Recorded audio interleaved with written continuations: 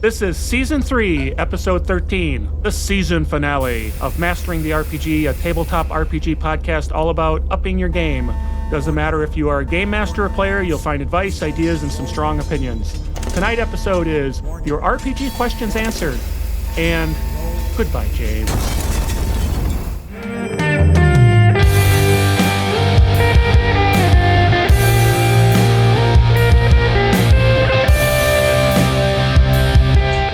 Welcome to Mastering the RPG. Like I said, it's all about maximizing your game, blah, blah, yada, yada, yada. James is leaving. I'm all about to cry, so I don't care about this introduction. But I am here, again, Carl, with my co-host Eric and James. If you want to give us feedback or questions, email gamemaster@masteringtherpg.com. You can check out the site at masteringtherpg.com. So I guess I had to say that anyway. But it's good to be on the mics with everyone, especially you, James. How's things going? Your final hurrah? How's things going? Yeah, last hurrah. Last time you have to endure my long diatribe. Yeah, I'm going well, guys. A nice hot day down here in Australia.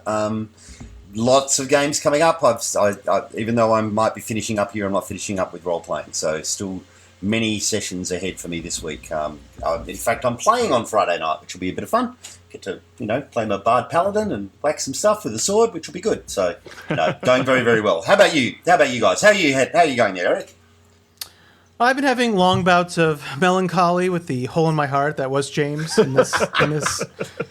No, I'm doing good. It's been, weather's nice. I joined a new game. It's actually pretty interesting. High-level D&D. It's actually a beta test for this guy's the writer of this high-level D&D that has really interesting mechanics dealing with like time loops and stuff. So just started that up. So that should be really interesting actually. And it's level 15 starting. So pretty much for me, if it's D&D, I'm like, it has to be high level. Otherwise, I'm not interested at this point. So yeah, that should be cool. Interesting. That's cool. For me, I'm just keep working on the campaign that I have now and working on videos. So I've had a couple of things that have torn me away, family things, so I haven't been working as much. Good news is I am going to be running at least 3 events at Gamehole Con coming up. I was trying to do that under the Savage Worlds PEG banner. They have the Savage Alliance out there in Madison, Wisconsin. So hopefully I'll be able to get into their room and hang out with those folks and have a good time. So I'm looking forward to that. So that'll be my first convention this year, probably the only one since, I'm not going to Gen Con. Bummed about that, but, it is what it is. So. Oh, yeah. All right, so cool. So this episode is all about email and questions that were asked. So we solicited, we have email that we received that I've been holding off, knowing that we were going to have this episode. And we also have questions that folks that we know, forums and things like that we've got some questions that we want to answer. And we appreciate everybody who kind of worked with us and came up with questions. And we appreciate all the email we get. So why don't I jump right into the email? What do you guys say? Ready to go? Let's do it. All right. So let's go. So the first one's more of a comment than a question. This is from Rob, and Rob says, "Hello, guys. Listen to the last episode." Now, this is a couple of episodes delayed because I hadn't answered this one right away. But he said, "I heard Eric state that Savage Worlds was the best RPG for supers. I agree that Savage Worlds is a blast, but I think he needs to try Champion's hero system. I will be the first to admit character creation is very crunchy, but you can build anything you can think of or think up, and a lot of books have pre-made powers also to speed it up. After creation, the main game is fairly easy, but as a lot of older systems, there's a bunch of edge cases, etc. So before I talk about the cool stuff found that he also is offering, any thoughts, Eric, about that? I have the hero system, and it was so crunchy. I never could understand character creation. Yeah, I played a little bit of Champions years ago. Part of the reason I like Savage Worlds so much for superheroes is that I already know the Savage Worlds rules so well. It has all the other tools that I like about Savage Worlds. I do think that the superhero compendium is similar to Champions. You really can make pretty much anything that you can think of. Some of the problem I have with Champions is that because it's more crunchy, there's some stuff in it where you can definitely min max in it. Where in Savage Worlds, while you can be very strong and it's very swingy, you can never really be like untouchable, I guess, because there's always a way around stuff in Savage Worlds. But yeah, I mean, it's just hard to find groups for champions too. But yeah, it is very cool. I like it. You can do more stuff with it, but that's the main reason, because I already know, Savage Worlds, it's all the other stuff too. So it just makes it easy to also play superheroes along with that.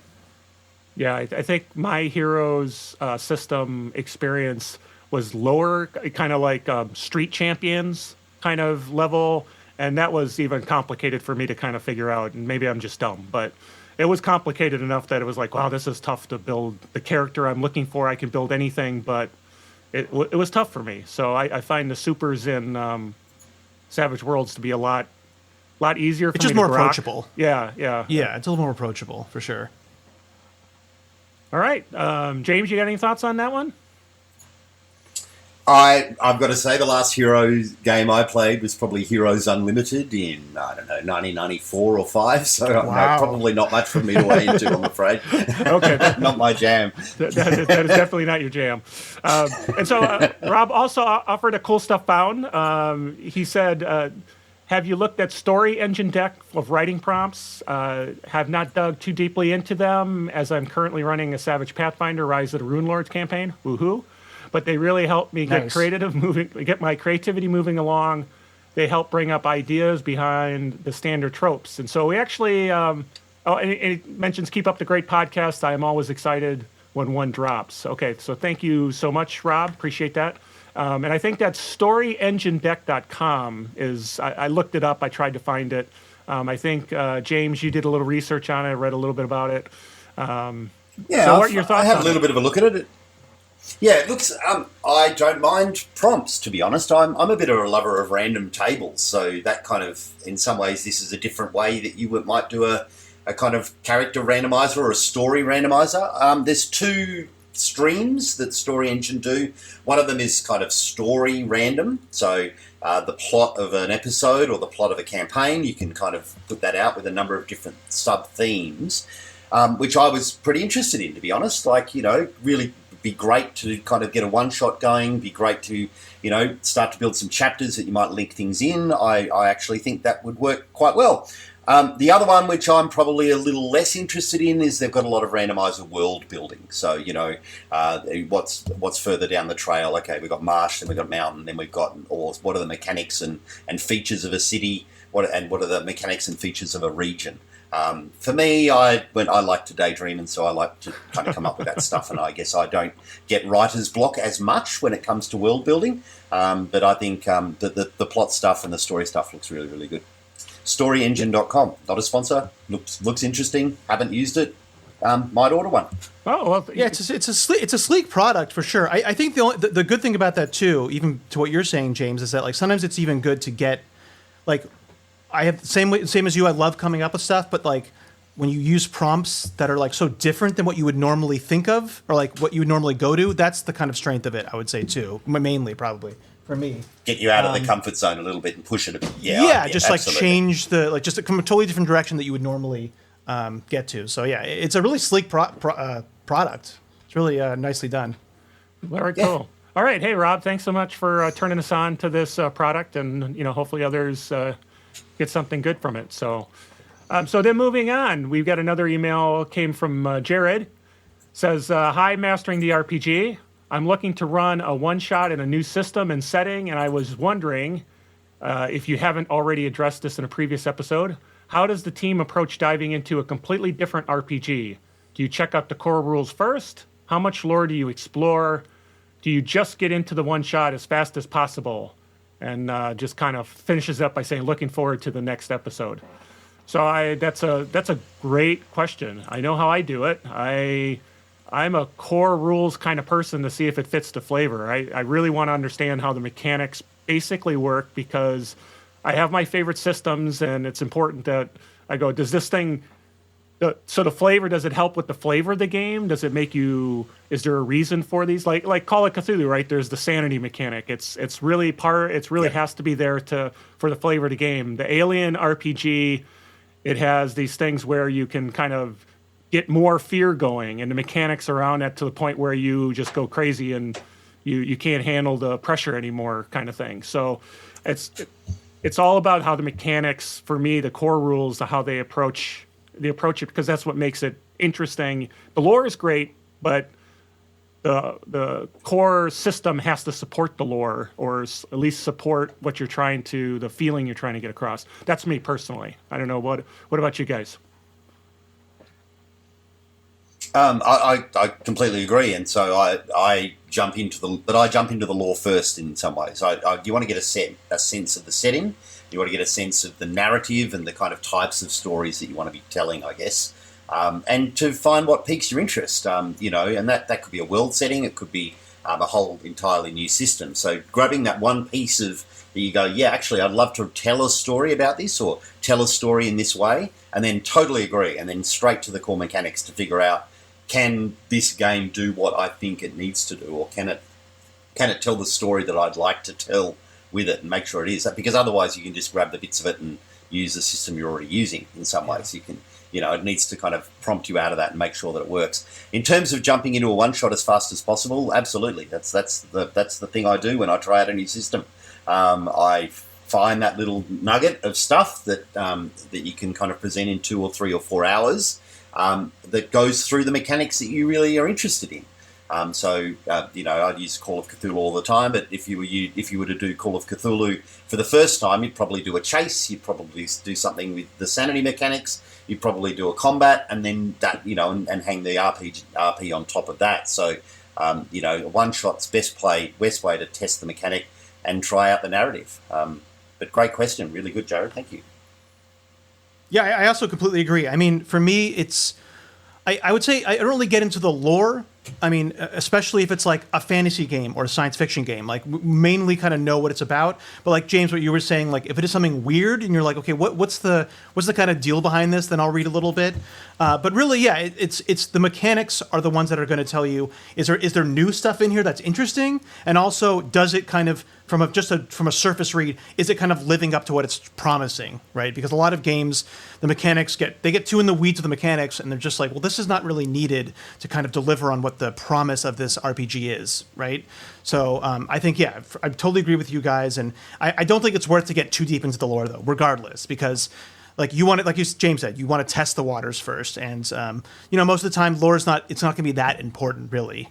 Like I think, for example, is Candela Obscura, which I think I have a sneaky suspicion that might be what Jared's talking about, and I've now read the rules, and I've looked a little bit at the lore just to be like, okay, well, what kind of, just even from this is also from a player side, like I've done a lot more one shots as a player. I've tried a ton of different games, and it's kind of a similar thing, but for a player, you mostly looking at like, how do I create a character, the core mechanics of that, and basic actions, and then a little bit of the lore is like, well, how does my character fit in, right? I mean, with Candela Obscura, I wasn't even sure, is this take place in our world? Is it their own world? Oh, okay, it's kind of this Victorian like separate deal or whatever. So yeah, I don't know if I added anything there, but that's my take. No, I think it came down to what everybody's getting to is enough lore to find out what the hook is, and then the mechanics supporting that flavor and that hook, to make. Like, why does these mechanics exist? They exist to support what this game is, kind of the tenet, what it's trying to put forward.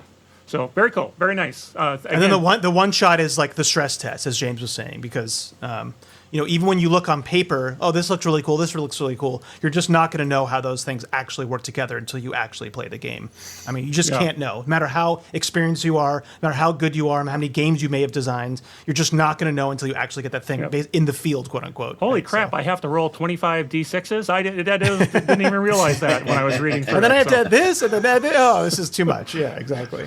All right, cool. All right, well, hey, thanks, Jared, for that email. Really appreciate it. So we have one more email, but I'm going to leave that to the end, and we're going to jump into some of the questions we received. The first one I'll jump to, and I don't have the name on this one, and I'll apologize. Somehow I lost it when I was capturing these, but send me an email and say, hey, you forgot me, and I'll mention it next time. So question is, what is your favorite OSR system? Now, I feel like this one is targeted towards me because I'm not sure if you guys play as much OSR there. But I've played some, but I definitely don't have a favorite because I just don't like OSR that much. I think. I'm not sure. I still own second edition Dungeons and Dragons. I just play that. Like I don't need it. Well, that counts as OSR. That's stuff. old school. Yeah, that's definitely old school. Yeah. Well, I think these days there's a couple of them that are from a well supported and kind of the community is behind them. There's things like Old School Essentials. There's things like BX. There's things like Swords, and I forget the other name of it. So there's a lot of those out there, but there's one called Shadow Dark that's got a lot of buzz. It's very classic dungeon delving, deadly resource management. Had a huge Kickstarter. A lot of people talk about it, so that might be something to be interesting. One of my favorites is Dungeon Crawl Classics, which is a very well supported commercial product.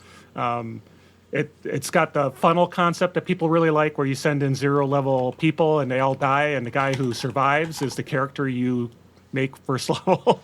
And so it's got a lot of fun things like that. And magic is dangerous. Magic is not an easy thing in this game, so it's really cool. And then if you really want to get back to the old days, I'm an AD&D V1 person, first edition, so not even the improvements that were done in the second edition.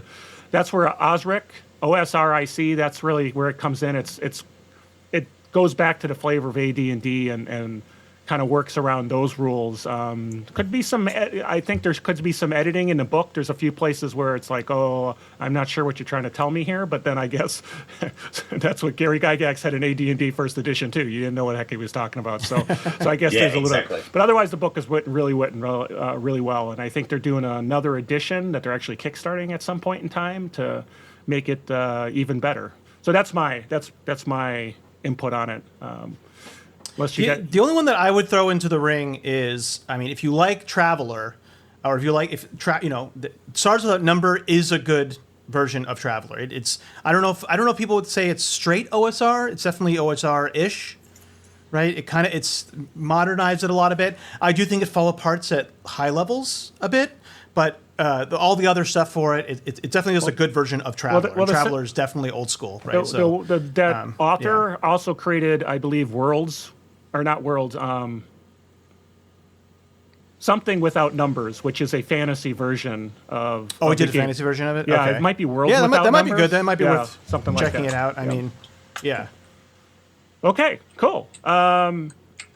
So next question: what makes you like or dislike a system? That's interesting. Oh, there's so many things. I'll let you guys. I think we've touched on this before. First of all, it has to have a strong voice. What I mean, it has to know what it wants to, has to state what it wants to do, and then it has to really be focused on delivering upon that statement. I think a lot of games, if that makes sense, a lot of games try to do too many things, or not enough things, or just kind of get muddled around. Don't have a clear design doctrine almost. Yep. And I think while we love Savage Worlds, and Savage Worlds is a very genre-less game, most games really will have a clear, but it's trying to do things in a different way, right? It's trying to do the play experience is the most important thing. But yeah, have a strong voice and have the mechanics to support that, and not go too crazy with all the extras, right? You need enough mechanics to fulfill your promise, I guess, and that to me is the main thing. Of course, I like original. Yeah, I like original stuff. I like interesting settings, but really settings are secondary.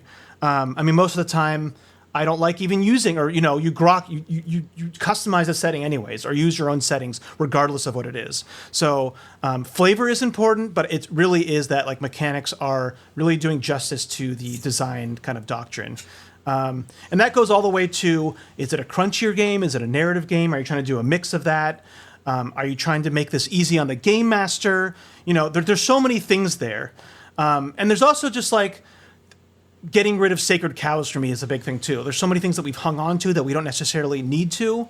And there's much more elegant solutions to some of these more complicated, overly complicated initiative or HP, dealing with health and stuff like that. All those kind of things to me. Some of those I think we need to trim away and kind of shed. So when they kind of simplify certain things and try to find elegant solutions, to me, that's a big plus too. We could go on and on about this, I'm sure. But what do you think, James? You probably have a lot to say.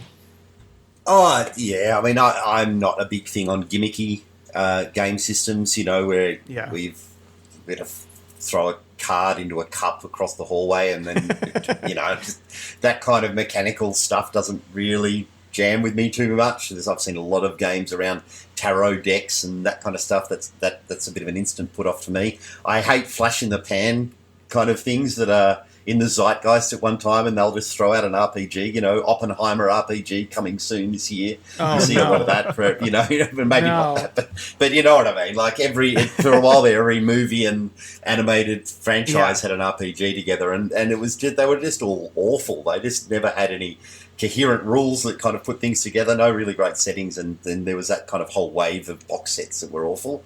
I love simple games. I like simple settings. You can kind of get a nice sense of the world setting quickly, and good mechanics that support it. Same as you. Same. I guess it's very similar to the previous question that we had in the email from Rob. But yeah, similar to you. Just not as many gimmicks. Well, for me, the biggest dislike in a system is if it's disjointed, if it doesn't have a clear core mechanic.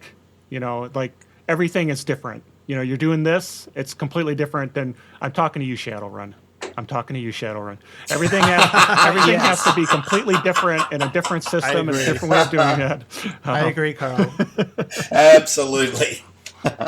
Now there's lore that's awesome, but man, I don't want to play it in the game system. No. And I also like games that make the GM prep easy. I just don't have time to be doing a lot of detailed low-level prep, and that's part of the reason I don't play D&D that much, because I feel like it takes me more time to do it with stat blocks and things like that than something like a Savage Worlds does. So those are like the top two. Again, like I think Eric, you said, there's probably a million little things that go into reading a game and going, oh no, this is garbage, or this is awesome. Yeah. But those are my big ones. Make my life easier and don't make things too complicated and different.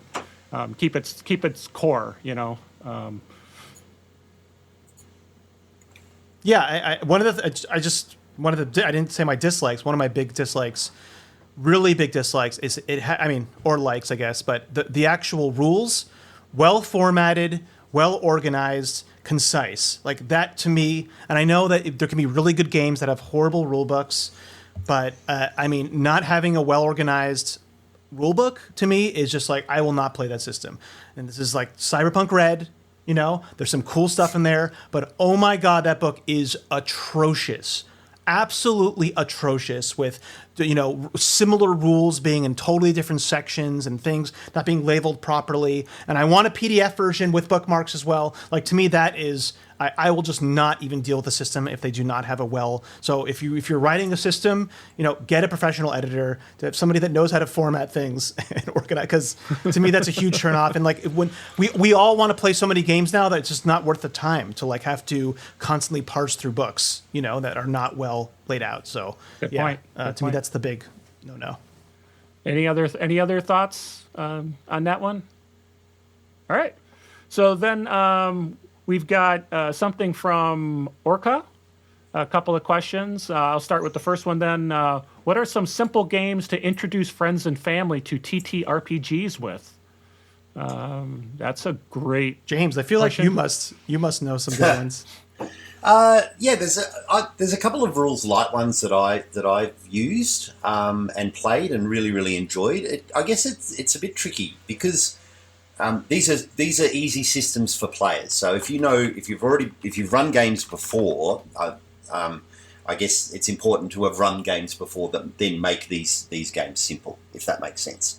One of the most simple games that I've played recently is a game called Morkborg, which is kind of an apocalyptic, kind of very strange, Mad Maxy kind of weird game. But the rules are so beautiful. They're nice and easy, just a few dice, a simple solution, simple character creation process. You can kind of get a character created and playing in about 20 minutes.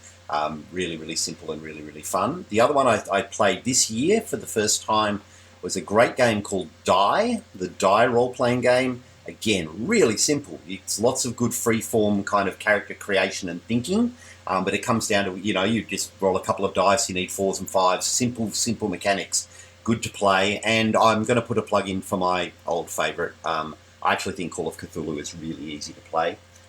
Percentage dice to see if you succeed or fail, and not many mechanics apart from screaming and dying in horrific ways. So if you're into a horror game, I actually think Call of Cthulhu is really cool, and Pulp Cthulhu great if you want to do an Indiana Jones kind of vibe too. So they're my top three: Morkborg, Die, and Call of Cthulhu.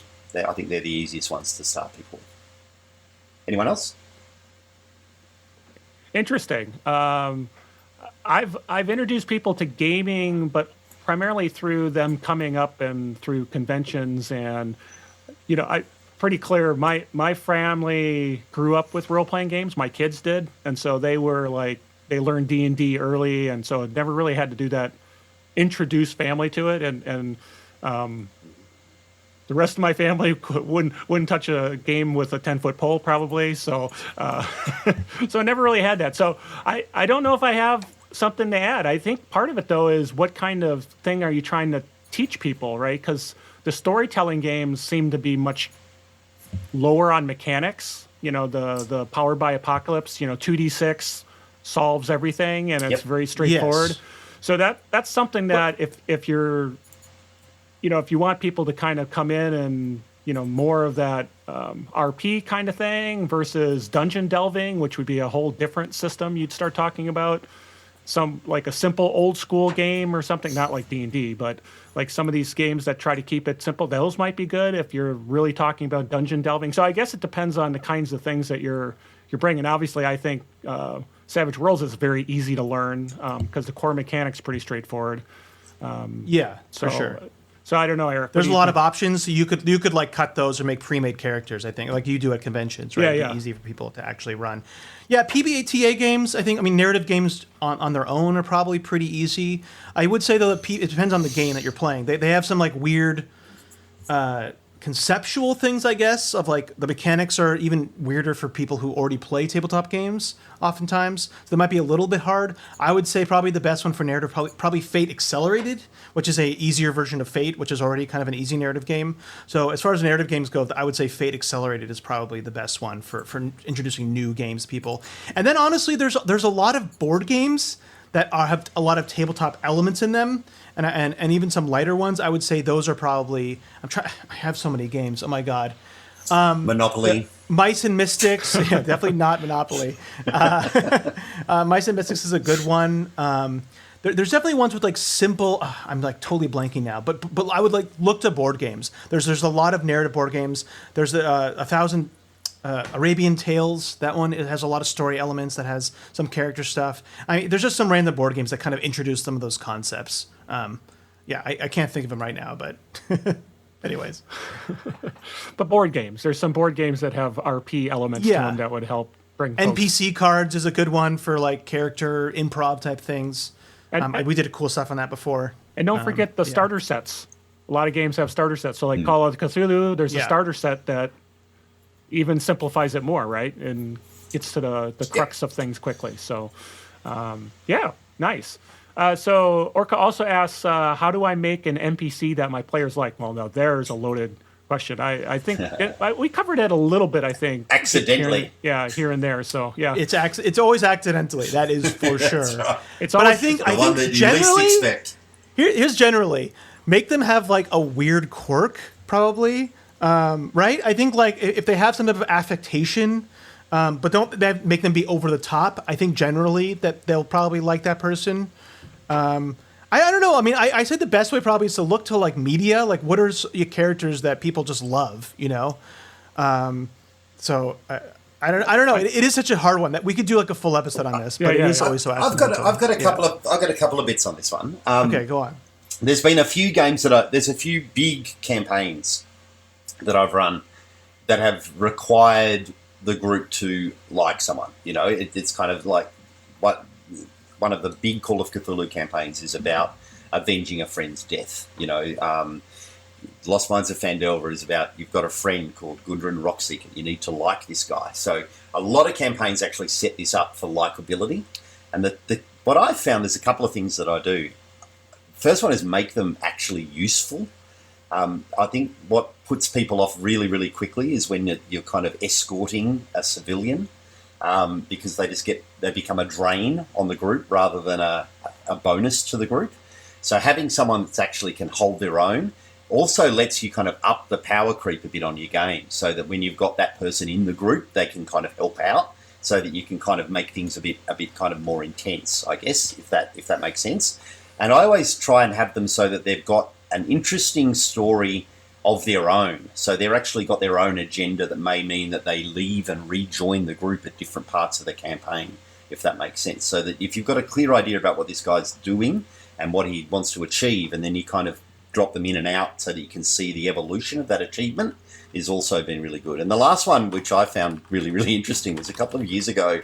I had a group job interview, NPCs that they wanted to work for them. So I shortlisted about 6 different NPCs and put on some crazy accents, and they got to choose which ones they liked, which was kind of another way to do it. If you want to be a bit more direct, you put them all in an interviewee's chair and see which one survives. But for me, it's make it interesting and make them useful. Well, That's kind of the thing. I think the easiest way is to make them a completely unimportant random NPC that they don't need to interact with, but for some reason they're just going to flies to honey on that person, and you're going to have to come up with all the story on the fly anyway, because that was just some farmer. Why is this now like the most important person in your life that you want to have come with you on your great adventure? But anyway, that's a little tongue-in-cheek there, but the really good advice. We adopt Goblin 3. Yeah, thanks for that, guys. Yeah, I get it. Yeah, you can also use like little psychological tricks. I too also feel like when if you get them to do favors for the NPC, that's like there's just a psychological thing there where if you've done a favor for somebody, you're more you're more likely to like them, because you're like, I did a favor for them, so I must like them. So have them do like set it up to do kind of favors for them, and have them obviously reward them very well. Can be another good little trick. James, I love the one about being confident. Now, they don't always have to be very competent in combat. You can have a like kind of weak wizard, right? That's not good in necessarily combat, but then can like help them get through some type of like big obstacle, or figure a secret out that they've been trying to figure out, or come up with like interesting magic items for them, like getting the right resources. So they can always have other ways too to really give something maybe the party's lacking outside of just combat effectiveness.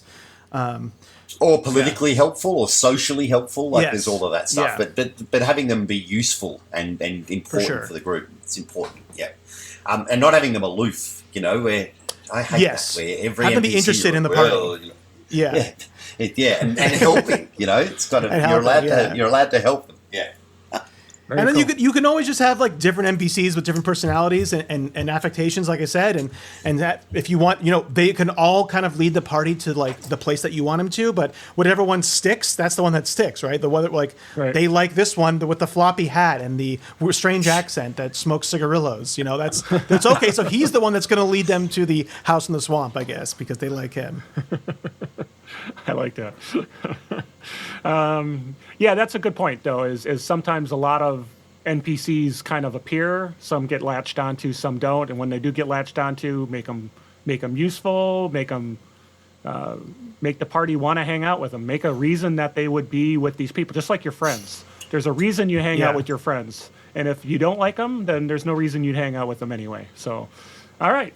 And then you get them to love this NPC, and then you kill them off horribly. Kill them. Yeah, that's it. Just don't have try to avoid having the NPC stab them in the back. I mean, that can work once or twice maybe, but I mean, that's just they'll never trust another NPC again. No, you have a different NPC stab that NPC in the back, so they hate the other NPC. See, that's fine. That's fine. Yeah. There you go. So, all right. Well, here's a funny one. I think kind of a fun one. What dice superstitions do you have? What dice superstitions? Oh boy. Well, I only have dice superstitions as a player. I don't have it as a dungeon master. I only have it as a player. Yeah. My dice superstition. I've got a lucky dice, a lucky pearl one. Sorry, go, Carl. No. I was going to say the exact same thing. There's a dice set that's kind of like, this is my dice set that I feel good about it. But as a game master, I like to have dice sets for my different genres if they can be like tailored. Like I do some military Yeah. games, and I have camouflage dice that I use when I'm game mastering those games. I can't always do that. I used to have a set of dice that were kind of look cyberpunk-ish, but for some reason I can't find those anymore. I like to use dice that have kind of a theme, or I feel like this is my dice for this game. But as a player, absolutely, there's a set of green and white dice that I pretty much always use because I really like so much that I use them. That's the color scheme I used for our YouTube channel because I love those dice so much. That's where that color scheme came from. okay. Was from those All dice. right. See, me, I have to. Whenever I buy new dice, I have to have it out in the storm during the full moon just to like get all the positive magical energy, and that's where I sit. Buried under a tree at the height of midnight. For sure. Occasionally, I might sacrifice a small animal on the altar, whatever. But mostly it's just that moon storms. No, you I sacrifice have an a RPG specific game. pearl. You burn a book in effigy on Burn top a of the board dice. game. Yeah. Let's hear about this pearl dice, James. You can try to talk So I got a about pearl it. dice, and I've had it for I don't know, 30 years, something like that. And so it's always my lucky backup dice, but I never try and drain the luck of it. So what I do is, if I'm failing on something, Yeah. so like I'm using other dice and it's not going well, then that's when I'll draw on the power of the lucky pearl, and I don't know, it seems to work. I'm just saying, it seemed to get good rolls out of that dice, So and do I've you had it have forever. But so I you don't- have like a I don't little ever use case it. with felt in it, and then you bring the case out and you open it Open very it, just slowly. and you make it out. Little smoke It is- machine. Yeah. It is in a little velvet bag Oh that is my a God. single velvet bag, and I do Wow. keep that in my top pocket when I play. So yeah, there is a bit of that. That is Wow. that is so awesome. I love it. I love it. I love it. So nice.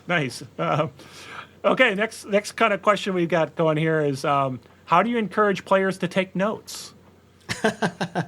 Rewards. Metacurrency Yep. rewards. Yep, rewards is always That's it. the Yep. if somebody's not already predilected on their own to take notes, and as a player, I try to take some notes, but I'm never going to take the notes that are good for everybody else. I can't do it. I have ADHD. It's not something I can do. But I do try to take some notes. But if you don't have somebody that like loves taking notes, then you reward them with metacurrency. It's just that simple.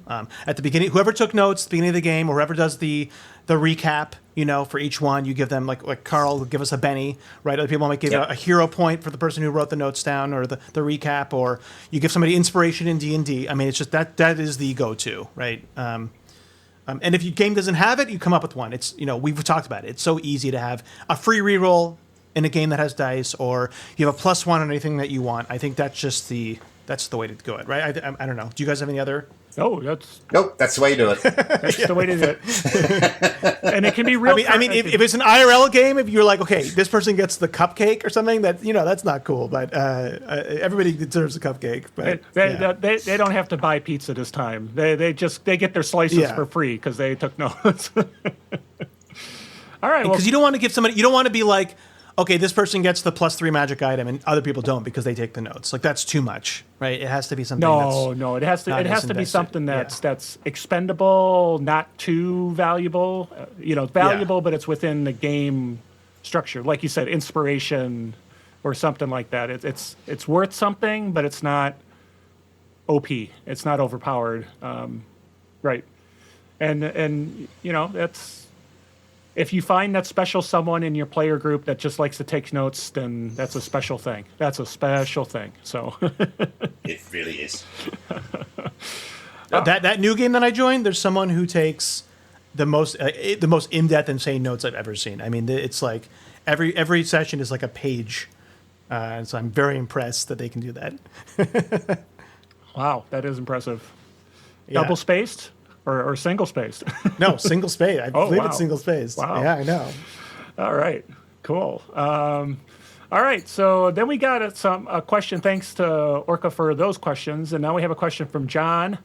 What are your top hints for helping shy, introverted players come out of their shell, especially in a group of more extroverted players? Great question. Really, Psychological. Yeah. I mean, you can do this as both a game master and a player. I think for me as a game master, you guys, we've talked about this a lot. When we talk about spotlights, and to really make sure an introverted player gets the spotlight, mind their backstory. And like when there's a situation that is really all about their character, that will set the stage and for them to care more, and that really helps them. And especially if there's players that maybe like to jump in or like to kind of take over at times, or maybe it's not their really fault, but if it's really about like this character's aunt is being held up in the tower and they have to talk to their uncle, right? That's going to help them at the very least kind of have their spotlight. And I'm just going to say, as a players can help this too. I'm sometimes guilty of, I'm a very extroverted person. Most times I get introverted as well, but I love to act, I love to improv, so I can take the reins if people aren't doing it. But I like to think, and I have done it. I mean, I don't know, not in the game with you, James, because we were with such a good group of players that are very extroverted. But with Carl, I mean, I don't know if you we have some players that all be like, my character will ask them about their backstory, or my character will like, hey, can you help me with this? So even as you can do this as a player, where you can ask that other person.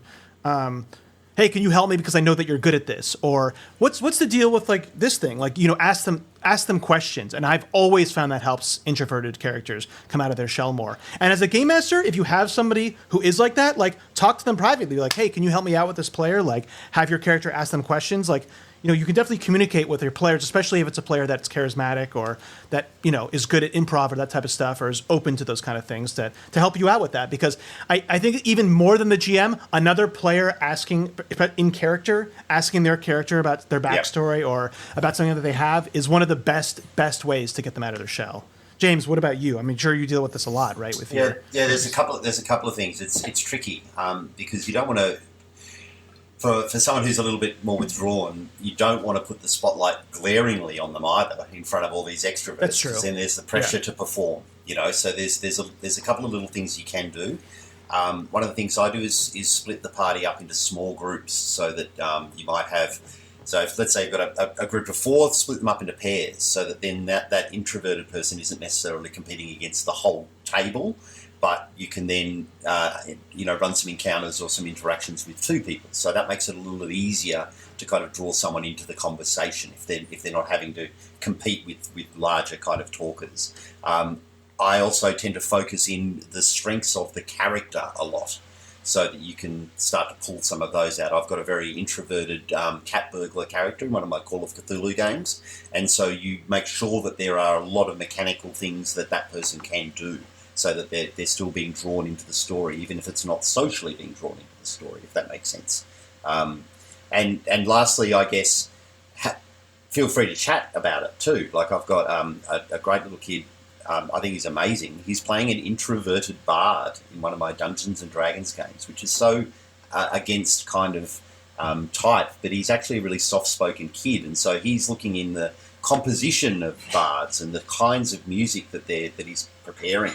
But it's a very introverted way of playing a bard, and so I chat with him a lot about, does he want to perform, how does he, and so it's a more subtle way of drawing someone into the story, which is interesting. And we just chat about, are you up for a performance tonight at the start of the session? No, I don't really feel like it. Okay, cool, we'll just play, and he enjoys playing. And don't forget that some people who are introverted just like watching and being part of it, and you don't necessarily have to. You don't necessarily have to force everyone to, not force, but not everyone has to bring the same energy to your table. Often the quieter guys like the game for different reasons. So there's that as well.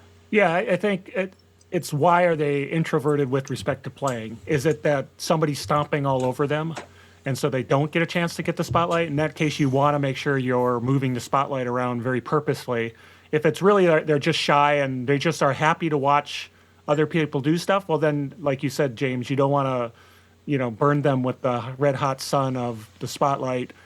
Partner them up with somebody who, you mentioned splitting the party, but even if it's not splitting the party and it's a matter of like, here's 2 people that are working together very clean, like they're brothers or they're related in some shape or form, and so they work together, and so there's always a yin and yang. And I think, Eric, you've done that in the past, right? You've been like, this is a buddy of mine, and I'm drawing them out as I talk to them because we have a shared experience, and we can share discussions in the spotlight because we should, right? Because we're related in some shape or form. So definitely moving the spotlight around. But James, to your point, if the person really doesn't want the spotlight, there's a conversation there. It's like, hey, you don't get a lot of time, other than rolling the dice for your mechanical stuff, which you absolutely want to, like you say, bring that to the table. Their character has skills, let them use those skills, and then that's part of their spotlight.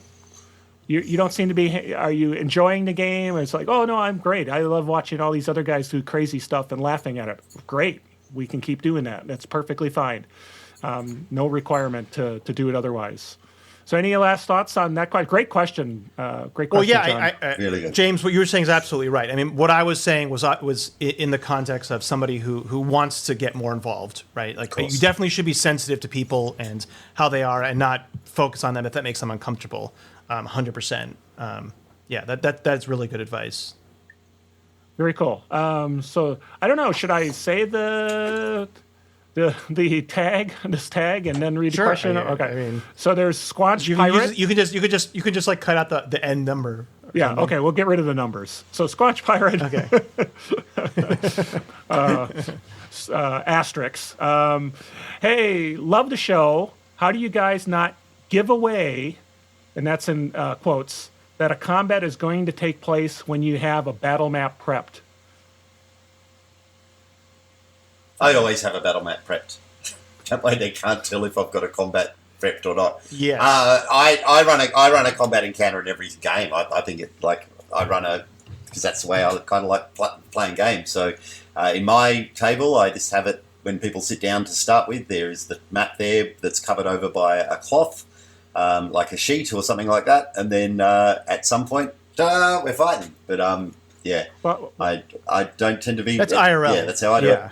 Yeah. yeah. Right. I'm In playing terms online. of digital, it's even easier, isn't it? You hide the map and then you share the map, and that's kind of it. Yeah, Yes. online it's easy. I- There's no map until there's a map, and then nobody knows the map Yeah. is there until the map shows up. So, But I think I think maybe what they're maybe saying too, and something that I've thought about before, is that sometimes we it changes. It's sometimes good to mess with expectations. And I like James, what you were saying, having a map for everything is also can mess with them, even when there's not going to be a combat encounter, because players even digitally, players you will play differently. Okay, a map's there, stuff's going down, right? But stuff might not be going down, and if there's not a map, people play differently. So I think one way to kind of mess with people, not really mess with them, but kind of have them play more organically, even if you have a battle map prepped, is you can still use scene photos, right? Like pictures to help illustrate a scene.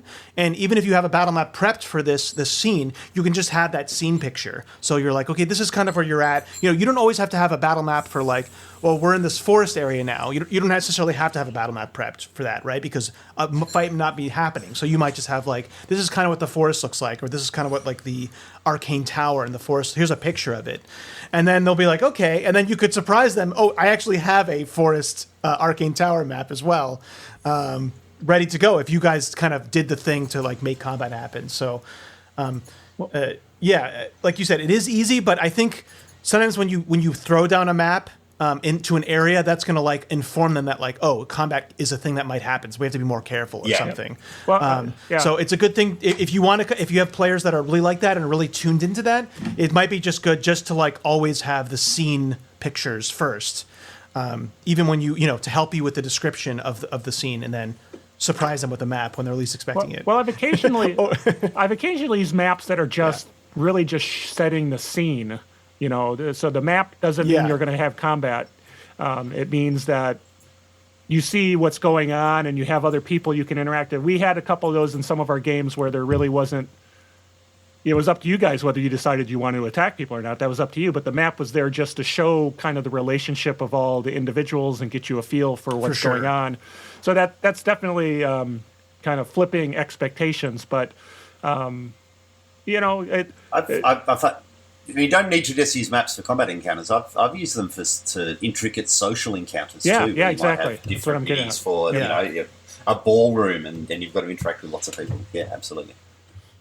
Yep, very cool. And there's giving away combat it's a role playing game, so it's hard to, we're going into dark forest and bad things are going to happen, and you know what? I'm expecting bad thing to happen, and maybe bad things don't happen, and that's where you're usurping the expectations. But chances are you're going to have a combat, and it's going to be given away. So you can't always protect against that anyway. So, all right, well, cool. So then we got Tim Kettle, another asterisk after that one.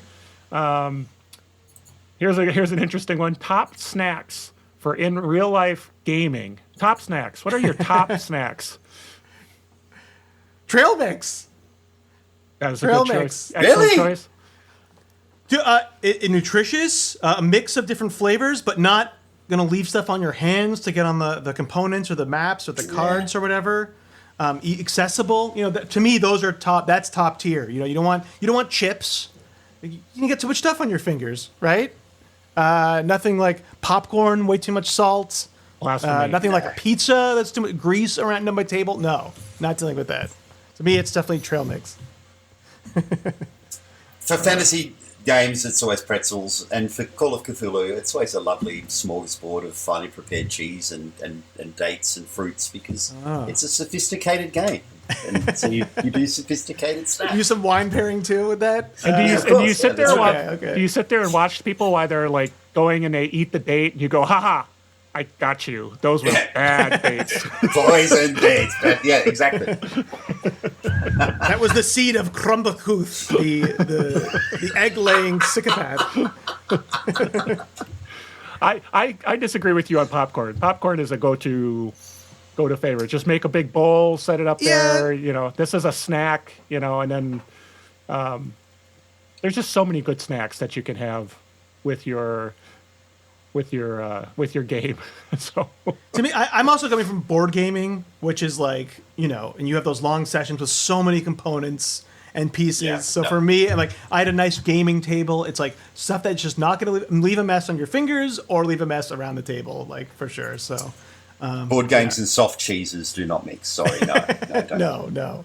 And I've never had a fancy gaming table. It's always been a big old folding, like one of those big 6-foot folders kind of Oh, things. man. So I never had a. Yeah, I mean, good dining room table. tables, but I had like a nice poker table that I would use for games and for poker, of course. But I don't want stuff on the. I don't want crumbs on the felt. Okay, no crumbs on the felt. No crumbs on the felt. So obviously no chips. Well, wait, trail mix doesn't trail mix at the bottom when you get to the very end.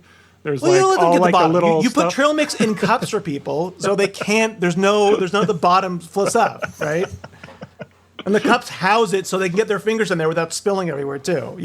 I've gone deep with this. Okay, I've gone deep with this. You are the entertainer du jour there. So for real life games, and likewise drinking. What would be your go-to drink for your gaming? Well, this is not the question, but this is my question. Go-to drink. No drink. So that no, you can't have a drink on the table. No, I mean, that's more like cup design, I would say, or like closed water bottles, right? You don't want an easily knocked over cup near anything. So I don't know. Vodka over ice. That's your drink of choice for gaming. or a good, All right, good just scotch, vodka and ice. a good scotch, Yeah. something like that. That's what you got to have. So I like cider. I would say for drinking alcohol while gaming because it's like light. It's not too much. I don't want to get too drunk too quickly. So, but I have drank a lot of Moscow Mules while gaming. So I don't know if that counts. There was a time where we drank mead while gaming because it was kind of very fantasy. Yeah. Let's drink ale and mead, and it Sure. just gets you wrecked. It's not a good way to drink. It's not a good thing to do. Meat gets you so messed up quickly. It's good though. Meat is good. Yeah. all right, well there you go. Anyways. Well, I guess you could have a beer and try to call it as good as you can get without going into that level. So, all right, and then we've got. A question from 11-7, asterisk again. PC versus PC fights. Do you have permanent consequences? Question mark, question mark, question mark, question mark. I personally don't let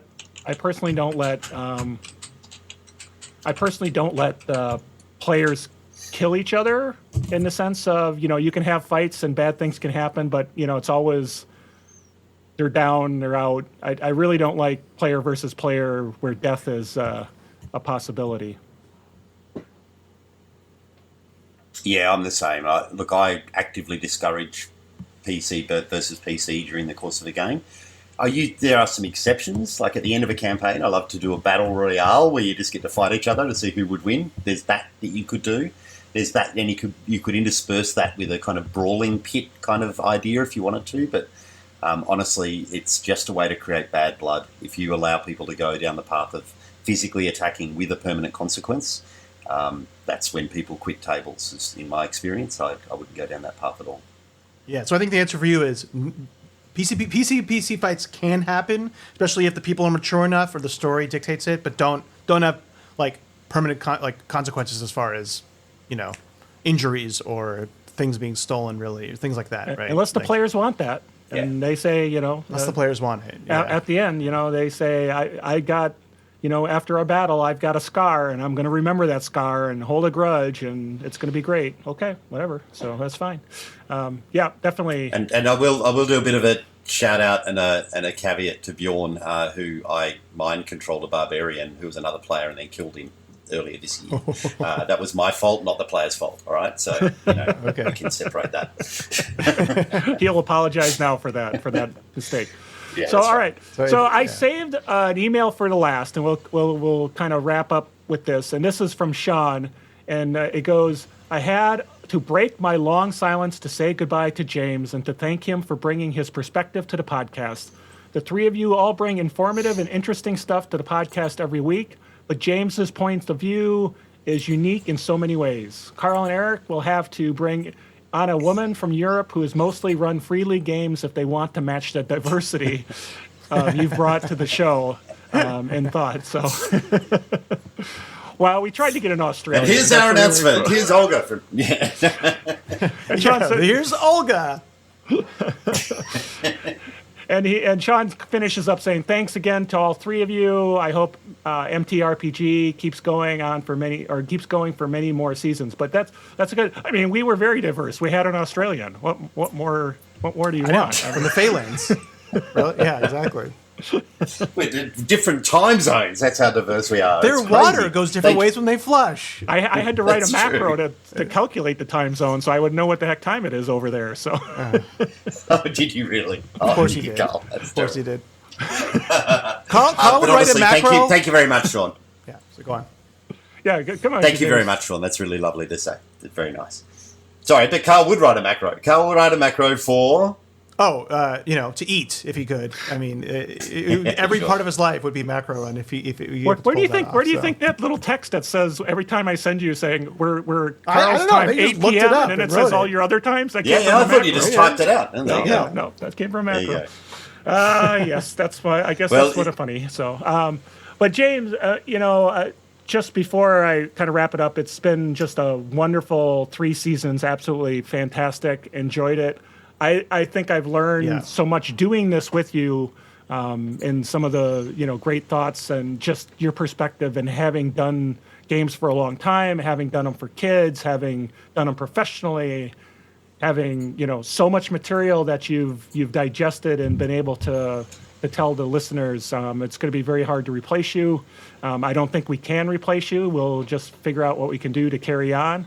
But I really appreciate it. I got to know you through this. I think I played in one of your games like one time, and then this is how I got to know you, and it's been a great time so far.